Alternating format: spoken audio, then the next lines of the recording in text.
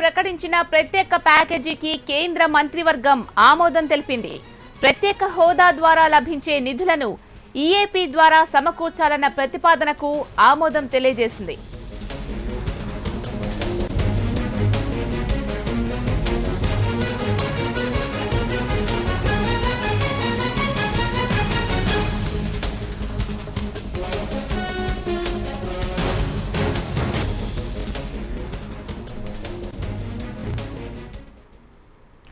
ఏపీకి ప్రకటించిన ప్రత్యేక ప్యాకేజీకి కేంద్రం ఆమోదం తెలిపినట్టుగా తెలుస్తోంది. దీనికి సంబంధించి పూర్తి సమాచారం అందించడానికి మా ప్రతినిధి శిరీష్ ఫోన్లో సిద్ధంగా ఉన్నారు.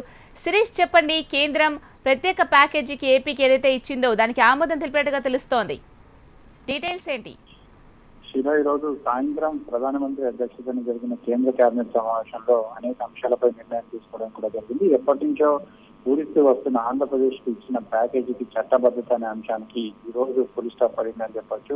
ఆంధ్రప్రదేశ్ ప్రభుత్వం, ముఖ్యంగా తెలుగుదేశం పార్టీ నాయకులు ఎన్నో రోజుల నుంచి కూడా కేంద్రం చుట్టూ చక్కర్లు కొడుతూ వచ్చారు. కేంద్ర ప్రభుత్వం ప్రత్యేక హోదా ఇస్తామని చెప్పేసి విభజన సందర్భంగా హామీ ఇచ్చింది. కానీ ఆ ప్రత్యేక హోదా కింద వనగోరే ప్రయోజనాలన్నింటినీ కూడా పడుతూ ఒక స్పెషల్ ప్యాకేజ్ అనేది కూడా ఇచ్చారు. కాబట్టి ఆ స్పెషల్ ప్యాకేజ్ కి చట్టబద్ధత అనేది కూడా రావాలి. ఎందుకంటే కేబినెట్ అప్రూవ్ చేస్తే రేపు ఏ ప్రభుత్వం అధికారంలో ఉన్నప్పటికీ కూడా ఆ ప్రాజెక్టులను పూర్తి చేయాల్సిన అవసరం అనేది కూడా ఉంటుంది. దానికి ఒక చట్టబద్ధత అనేది కూడా ఉంటుందని చెప్పేసి ఆంధ్రప్రదేశ్ ప్రభుత్వం వాదిస్తూ వచ్చింది. దానిలో భాగంగానే ప్రస్తుతం 2 అంశాలకు సంబంధించి, ఈ ప్యాకేజీలో ఉన్న 2 అంశాలకు సంబంధించి కేంద్ర ప్రభుత్వం ఆమోద ముద్ర తెలపడం కూడా జరిగింది.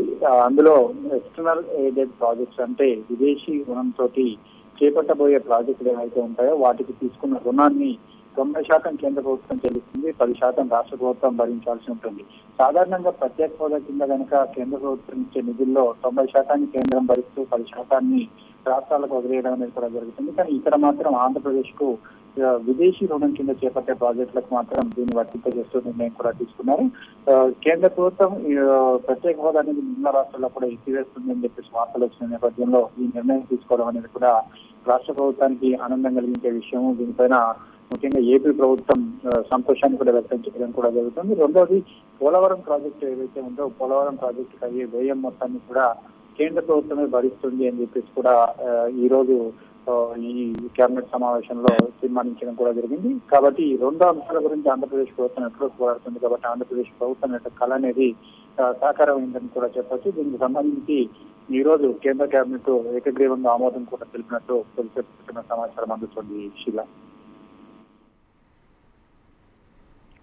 దీనికి సంబంధించి ఏమైనా షరతులు విధించడం జరిగిందా కేంద్రం? అయితే ఇంకా దానికి సంబంధించి ఎటువంటి షరతులు అనేది కూడా రాలేదు. కేంద్ర ప్రభుత్వం తరఫున ఇన్ఫర్మేషన్ బ్యూరోకి సంబంధించిన డీజీ ట్వీట్ చేస్తూ దానికి సంబంధించిన వివరాలను ఆయన ట్వీట్ చేయడం అనేది కూడా జరిగింది. ఇంకా కొద్దిసేపట్లో దీనికి సంబంధించి అఫీషియల్ గా ప్రెస్ రిలీజ్ అనేది కూడా బయటకు వచ్చే అవకాశం కూడా కనబడుతుంది.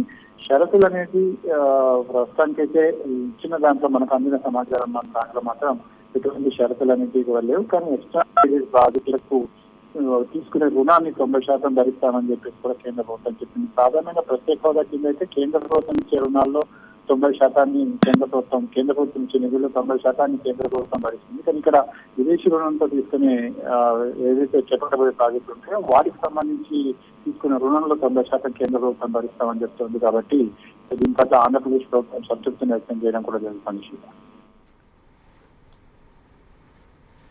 Right, thank you Sirish.